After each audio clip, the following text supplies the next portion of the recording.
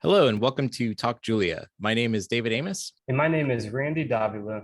Randy, it's good to be back another week. Before we jump into the topics here, I just want to kind of a public service announcement for our listeners. Our Talk Julia podcast should now be available on pretty much every podcast platform out there. You can go to our website at www.talkjulia.com, and we've got links there right on the front page or on the subscribe page, where you can get a link to Apple Podcasts, Google Podcasts, Spotify, and I'll be adding links to other services as well. And if you're listening to this on our website, or if you're watching it on YouTube, and there is a specific podcast app that you would like to use and you're not able to find it when you search for us, just let us know. You can email us at talkjuliapodcast@gmail.com.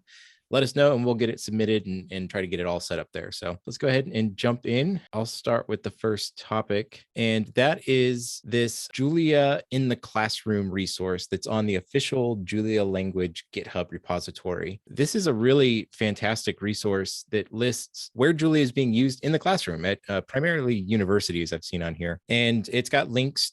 Most of them anyways have links to the course web pages, so you can go there and see, the notes and stuff like that, and maybe get some inspiration for using it. So if you're a professor, a teacher, and interested in using Julia in your classroom, this could be a really great resource to get some insight, see how other people are doing it, get some inspiration. You can also add your class to this list. So at the very bottom of the page, there is a little note that says that if you'd like to add your class to the list, you can open a GitHub issue or pull request to get that added there. So Randy, I think you ought to try to add your class to this. I know, I really need to. I didn't even know about this until you brought it up to me. And I, especially a few years back when I was using Julia in my machine learning course, I wish I would have known about this. I probably just was too lazy and didn't search around enough like you did, but well, yeah, I definitely need to get on that.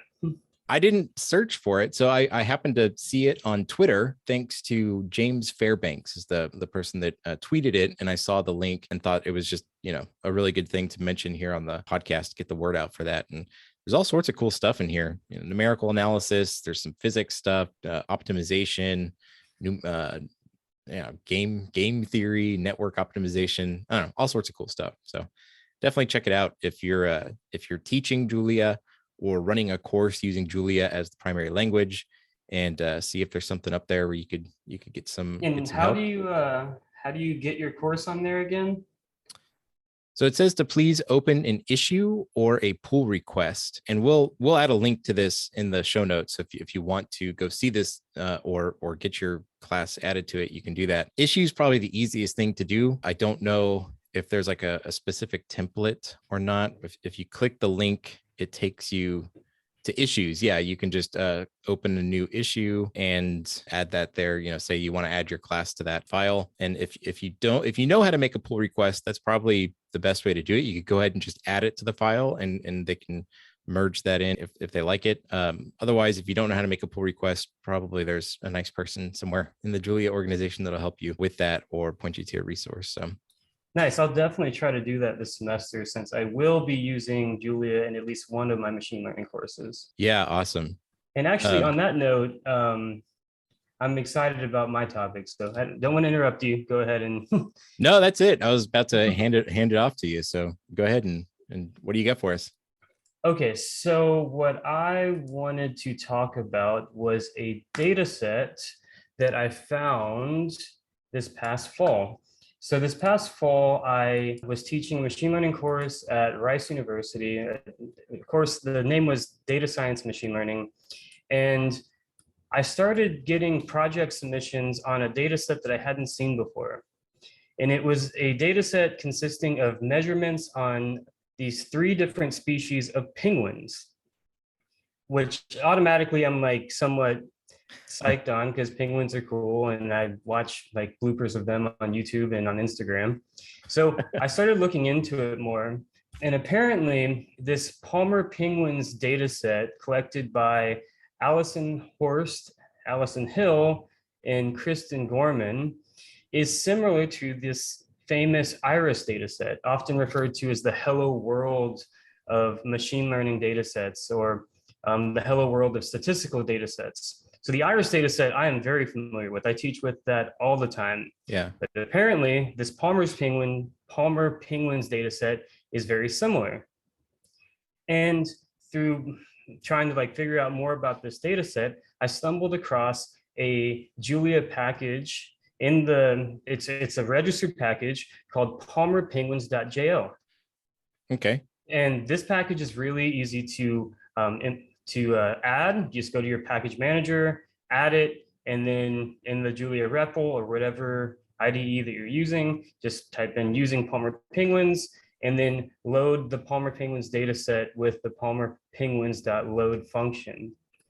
Now, this data set is interesting from an instructor's point of view for several reasons. And I'm going to try to contrast it with the iris data set since it seems to be relatively similar, but I want to really emphasize the differences.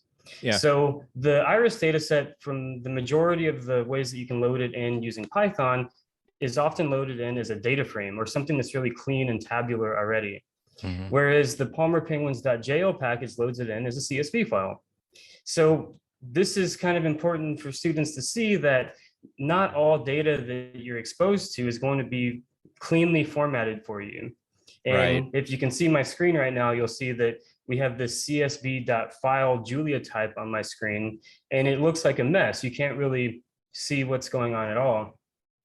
So you'd have to, convert this to a data frame and maybe manipulate it a little bit and gain appreciation for the fact that people have made data frames in R, in Python, and in Julia using dataframes.jl.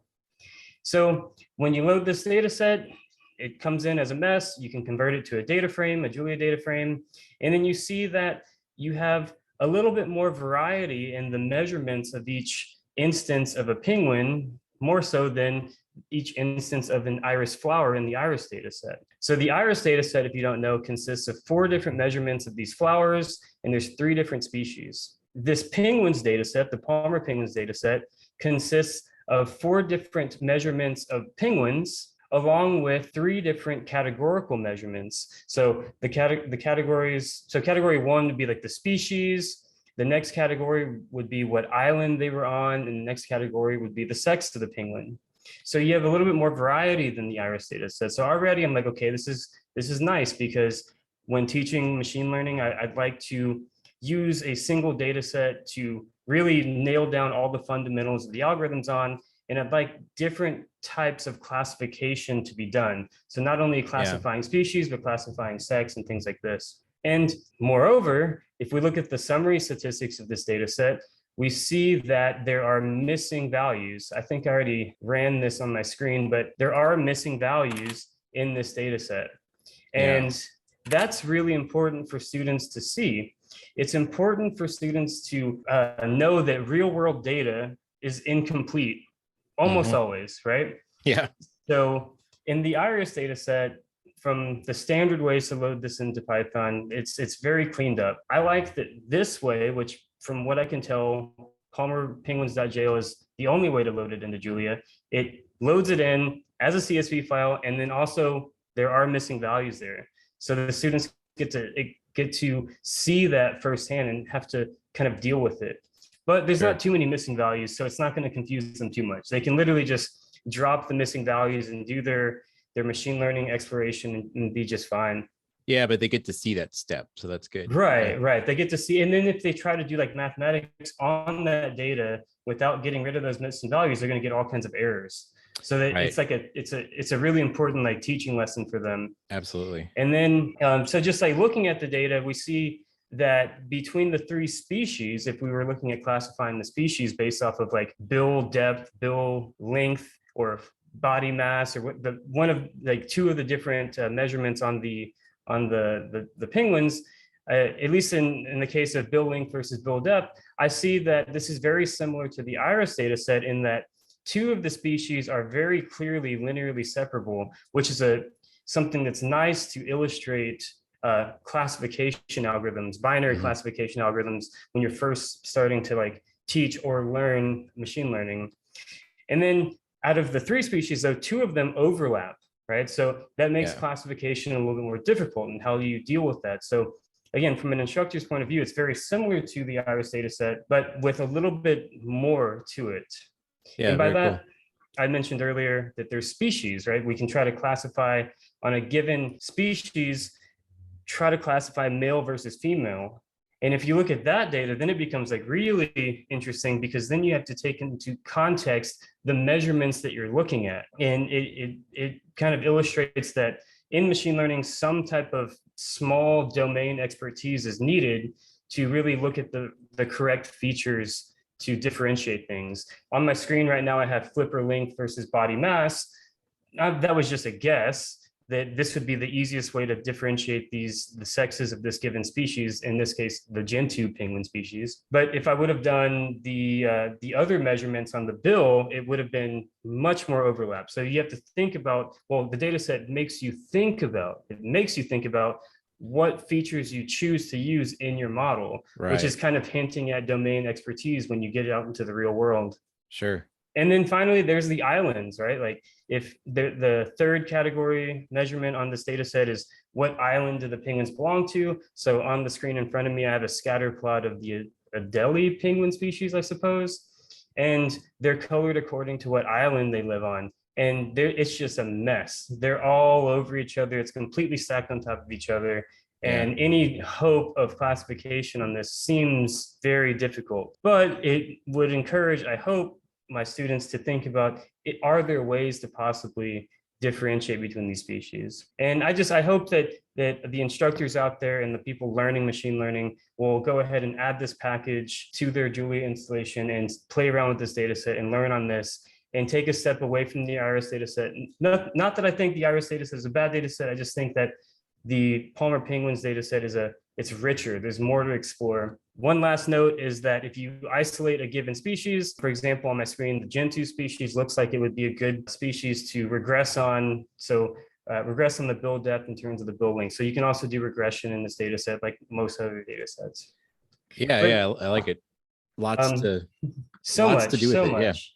And I hope you, David, because you're really starting out on Julia and you know a little bit about machine learning. And Yeah. I hope that this is the data set that you use when you start like playing around with testing ideas and algorithms and plotting things and stuff like that. Well, I'll do it then. So what do you have up next? Yeah, so the next topic I want to talk about is the Julia package manager.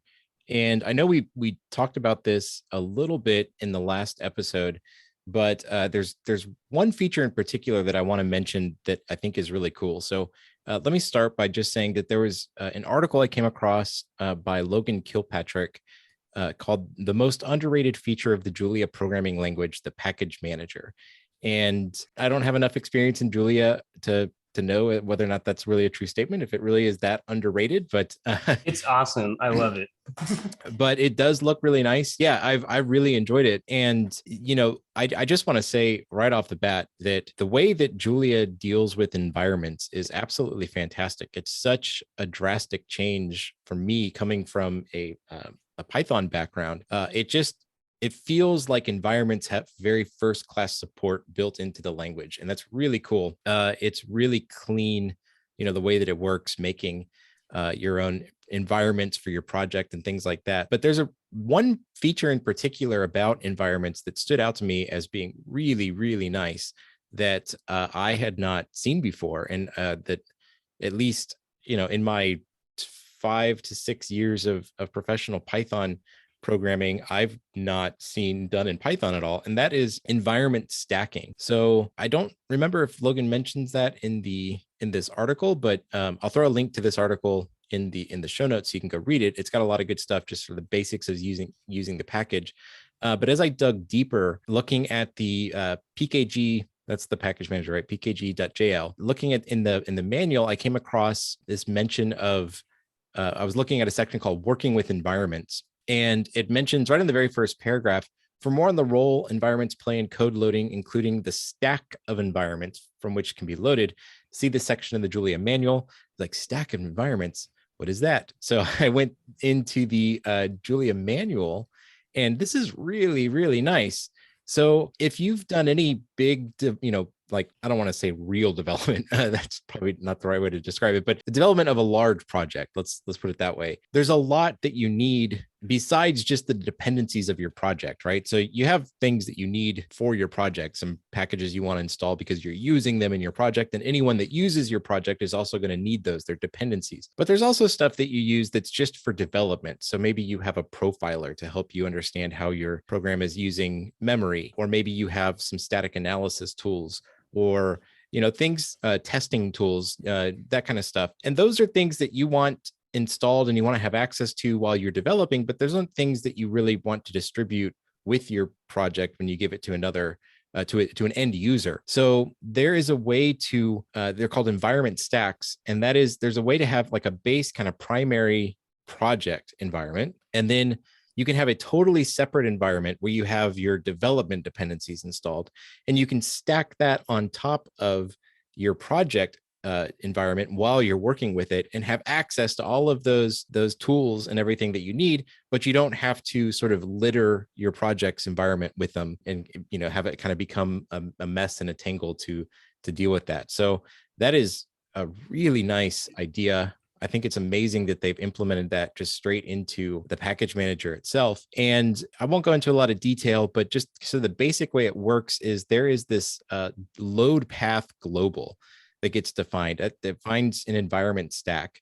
And this is done every time you run Julia. This happens, right? You get this load path global that's defined, and you can change that by setting the Julia load path environment variable. And so you can add, there's like a sort of a default value that is there. If you don't set anything on this environment variable, there's a default that gets filled in, but you can add stuff to it. I'll link to that section in the manual so you can see how this is done, but you can add directories and other things to it. So you can point it to other places where it should be loading stuff. And this is how you can stack stuff together. So anyway, I just think that's a really super cool feature of the package manager, something that I had not seen done in the languages I've worked with before, and I just see it being a real benefit of working with in development. And I can't wait until you learn it so that you can teach it to me. Yeah, I can put together an example, and we can maybe we can go through that on another podcast episode, or do a little video tutorial or something. Yeah. Not to say anything bad about the Julia documentation, because I love it, but they put in this foo and bar in all of their examples, and it just reminds me of when I was trying to learn C 10 years ago, and it just completely throws me off. So and it's not just Julia. I mean, the Python documentation is full of that. I've seen it in, pretty much every language I've ever worked with, C, C++, Lua, everything that I've worked with, you see that stuff all over the place. And I'm with you. I really, it's fine for experienced developers. Although honestly, I just don't like it. I don't like the way it sounds. I don't like looking at it. From an educational perspective, it's not I completely avoid it. Yeah, it's totally undescriptive. Right. And someone who is not super well versed with programming and programming history and everything, it honestly causes a lot of confusion. That's been my experience. Was honest. It's like, because I'm a self-taught programmer, which a lot of you can probably catch on to by the way that David describes things versus how I describe things. I'm self-taught, so when I was trying to teach myself, reading through documentation with these abstract words like foo and bar, and not knowing the history of it when I was first being exposed to it, it was very discouraging. Yeah. And really hindered me for a while. Luckily, I've known David since I was an undergrad, so I would text him, and he would often decipher things for me when I was in my programming learning journey. Yeah, I remember lots of those conversations. But on that note, to transition, if you're done. Yeah, go for it. The way that I taught myself how to program was with YouTube. There are, I started with C++. I went from C++ to Python after a student suggested to me that I should try Python. Went into Python, went back to YouTube for more help. I found many great accounts, such as Derek Banas and Corey Schaefer. There are two highlights for me for learning Python. And so when it came to learning Julia, I went to YouTube, right? But there really isn't that much content out there. There is the Julia programming language official YouTube page that has Jupyter notebooks on GitHub that go along with each of their tutorials, but that's not really the way that I personally learn. I like not interacting, but I like feeling like the person recording the educational video on YouTube is kind of talking back to me and being a little bit more playful and not so maybe dry. I like a little bit of humor in my videos. Like Yeah. Derek Banis and Corey Schaefer, they both have humor, right? Yeah. So I've been kind of yearning for Julia content on YouTube for myself and to also give to my students for them to watch, because if I end up liking a video on YouTube that has programming in it, literally 90 plus students a semester will see it because I share all the YouTube videos I like in class. And I just recently found a new channel. I don't know when it was started. I can probably look it up, but it's called Julia for Talented Amateurs. This guy is really great. Before David mentioned the package manager, I found out about setting up your package environments through this channel. I was just watching one of his videos on, I think, some statistical analysis of data. And before he did that, he made sure to include precise instructions about setting up an environment with isolated packages for that project. And I had not seen that anywhere done before.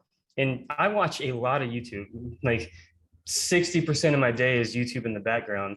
And I also own a lot of Julia books, which is probably the worst way to do it, I know, but I'm a big like reader when it comes to like holding a book. But Julia documentation it's online, right? It's just like, it's there. There's no need to really get a book, but for me, I like sitting outside, enjoying a cup of coffee and just reading a book. That's an aside. Back to Julia for Talented Amateurs. This guy is great. He covers beginner lessons. He does like data analysis types of things. And then he goes on to, he has four playlists on his channel, one for beginners, one for data analysis, one for web tools, and then one for desktop apps. Now, cool. I have no idea what the web tools will look like, and I have no idea what the desktop apps will look like. These are, to me, seemingly advanced topics, and I will be watching these over the coming months. I encourage David, hope you watch these with me.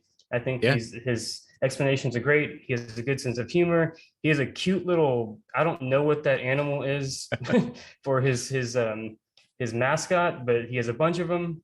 They're little bear fox looking things with headphones.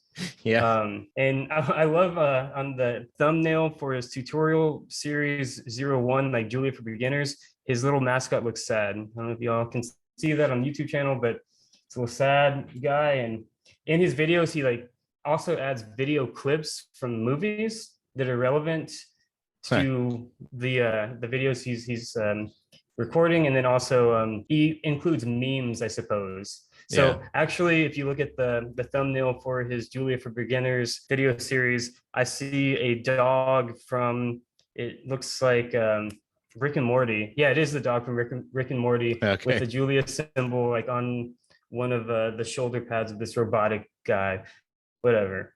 But in any case, I hope that after you hear this podcast, you go and check out his channel, give him a like, give him a subscribe, keep him going, because I think that he has a good channel going, and I'd like to send my students to go watch his stuff, and I'd like to keep on watching his stuff.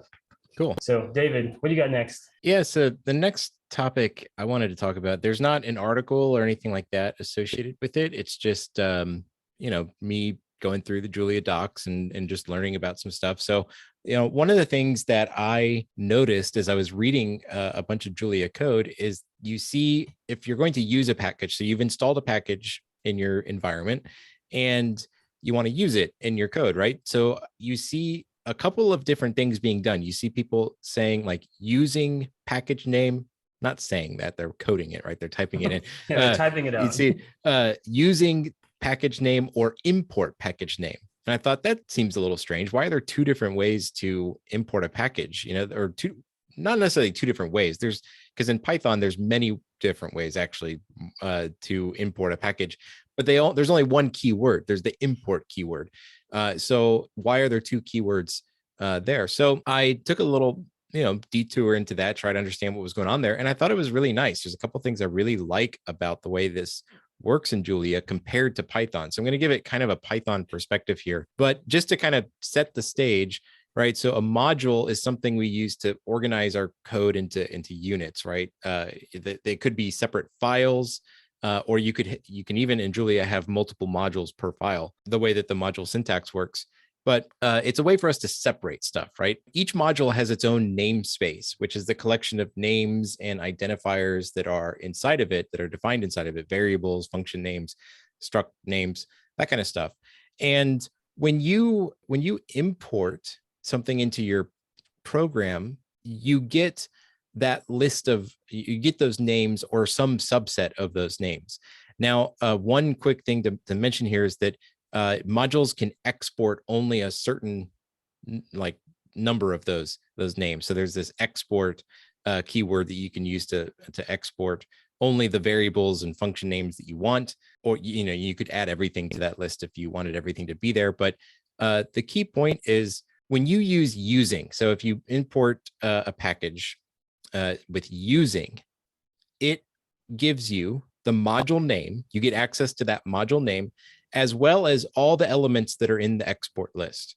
Use that export. So it's like import star in Python. It's like, yeah, from module import star in Python, kind of. It's a little bit different because when you do that in Python, you don't get the module name with it. You just get all the stuff that's inside of the module dumped into your global scope. Okay. And so that is a little different. So here you also get the module name. And anything that's not in the export list, you can still access it, but you have to use name or module name dot and then whatever you want there that's not in the export list. But otherwise, if it is in the export list, all those names are now in your scope, in your global scope. If you use import, on the other hand, the only thing it does is give you that module name into the namespace that you're importing into. And so then in that case, you'd have to do the module path with the dot, right? To access. Exactly. Okay. Yeah. So those are kind of the differences. But the thing that I love about it is the way that it handles name resolution conflicts. So if you have two modules and that both have a function called f in them, right? Then if you say they're called module A and module B, and you in your program you do using module A and then using module B, and they both have a function called f. And then later on in your code, you go to use the function f, you call it, then that is going to give you a warning and actually an error as well. And it's going to tell you that, hey, there's two modules that are defining f. I don't know which f to use. And then you're going to get an error saying that f is not, hasn't been defined. It's such a strange thing to think about. What happens in Python when you do that? So in Python, you don't get any warning, you don't get any error, and it's going to use whatever the last module that was imported. So if you have from module A import star, from module B import star, they both have f in it. The f you're going to get is the one from module B. But here's the thing. I only know that because I looked it up just imagine what happens if there's two people working on the same script, right? And importing from whatever that might have the same name. Yeah, that would be a big problem for a larger project. Yeah, okay, which one? Yeah, right. There's always this question of which f is it referring to, and I didn't I knew that it worked. I knew that something got imported and it was there, but I couldn't remember. Is it the first time you imported? Is it the second time? Which one is it? I will never. Maybe I'll remember it now, but normally I would never remember those kinds of details, and that would be very confusing to me later. Which is one of the reasons, in Python, it's considered bad practice to do from module import star, unless you're working in the REPL or it's just kind of a toy example, or you're just trying to illustrate something. But in an actual program, it's really generally discouraged, that you don't want to do that kind of stuff. Now, I don't know what the best practice is in Julia, or if there is an accepted best practice, rather. Right. Actually, we should probably ask our listeners, what do you prefer, import or using? Yeah, because maybe we'll throw a Twitter poll out there. Yeah, that'd be awesome, because more often than not, I see import everywhere online. In every single textbook or book that I have on Julia uses import. Whereas to me, to be safe, I feel like the using using module is much, it's more clear to the The reader. opposite of that, right? Oh yeah, So yeah, yeah. Sorry. using, yeah, it dumps everything. Yeah. Yeah. Yeah. And actually so the vast majority, I mean, over 95% of the code that I've seen in Julia, it's always got, using in there.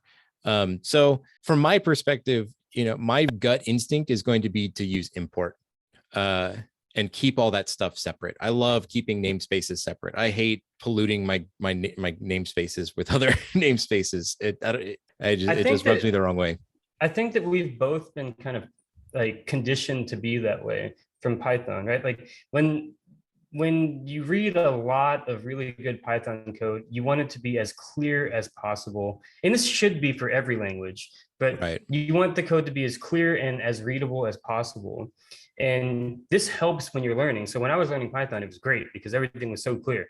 Yeah. When you're exposed to Julia for the first time and you just have like using some module and then these functions appear out of nowhere, you have Right. no idea if they're like in the standard Julia Exactly. Is that a package or built-in not. thing? Yeah. Right, you have no idea where they come from, and then you try to do that again on your own without importing the correct module, and you get an error, and it just becomes a mess. So Yeah. I get it for sure. Yeah. So I like but I do really love that they've taken the time to, and thought through that if you do use using and you have a collision of names and you have, those two names are defined, that it doesn't work and you get a warning. I think that, is really good foresight on the part of the Julia developers there to do that. So anyway, that's basically, I was just really impressed with how well thought out that was on their end, and just to get the deeper understanding of the difference between using and the difference between import. There are a few other differences as well, but we'll link to all the docs and I all still that. haven't figured out the correct way to say it when I'm in front of a classroom and I'm lecturing, because when I say import this module, but I type using, but then there's also this other import, right. It's really throwing me off. So any of you out there that teach using Julia, please let us know the right way to describe these things. I'm already bad with my words when it comes to describing programming, but this just makes it a little bit worse. And but yeah, I think I'm glad you found this. I'm glad that we've had our discussions outside of the podcast about this type of stuff. Yeah. And I hope that our listeners enjoy it. And I think it's been a pretty good episode so far. And I can't wait to our next one. Yeah, absolutely, man. Thanks for joining me again. I love hanging out and doing this, and it's going to be a good year of learning Julia. So all right, man. And also, I have to mention, while we have a little bit of time, that you and I will be doing a lot of learning with Julia this year. Yeah. You more so than me, and then at some point you'll be teaching me everything. Maybe. And then I only have like specific things. I'm an academic. I'm not like a practical programmer, or like an actual programmer like you are. But as we're doing this, I'm curious if any of our listeners would want to just make educational content at some point. I'm not saying that's going to happen at anytime soon, because we have a lot on our plates. I'm going to start lecturing tomorrow, machine learning tomorrow. David, I know you have a lot of things going on, but at some point you'd like us to start piecing together these things based off of our conversations, let us know, and take that into consideration as the year goes on. So maybe in the summer or something like that. I don't know. Yeah. Cool. Yeah. Well, let us know. And man, Randy, thanks for joining me again. And I guess we'll see you next week. See you. Take care.